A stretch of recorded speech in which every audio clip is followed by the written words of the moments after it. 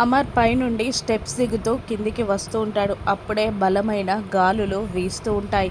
దేవుని మహిమ అన్నట్టు హాల్లో ఉన్న అరుంధతి ఫోటోకున్న దండ ఎగురుతూ ఉంటుంది. అప్పుడే అమర్ అరుంధతి ఫోటోని చూస్తాడు. అప్పుడు అమర్ చూసే టైంలోనే అరుంధతి ఫోటోకున్న దండ కింద పడిపోబోతూ ఉండగా పరుగున వెళ్ళి అమర్ 6 ఫోటోకున్న దండని పట్టుకుంటాడు.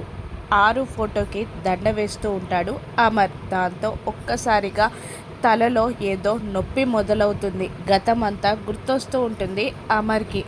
అరుంధతితో గడిపిన ఆ మధుర క్షణాలన్నీ గుర్తొస్తూ ఉంటాయి అమర్కి. ఆ తర్వాత అరుంధతిని ఫస్ట్ టైం చూడడం, అరుంధతితో పెళ్ళి జీలకర్ర బెల్లం పెట్టుకున్నప్పుడు ఫస్ట్ టైం ఆరుని చూడడం, ఆ తర్వాత తనకు నలుగురు పిల్లలతో సంతోషంగా ఉన్న కాపురం, అవన్నీ గుర్తొస్తాయి అమర్కి. ఒక్కసారిగా గట్టిగా కళ్ళు తెరుస్తాడు.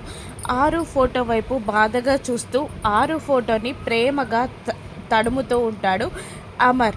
అమర్కి ఇప్పుడు గతం ఎప్పటిదాకా గుర్తొచ్చింది? ఓన్లీ 6 తన భార్య పిల్లల వరకే గుర్తొచ్చిందా? భాగ్య కూడా తన భార్య అని, బుజ్జమ్మ తన కూతురే అని అమర్ ఎప్పుడు తెలుసుకుంటాడు? మనోహరికి అమర్ పట్టించే గతేంటో రాను నెప్సెస్లో చూద్దాం. Thank you for watching.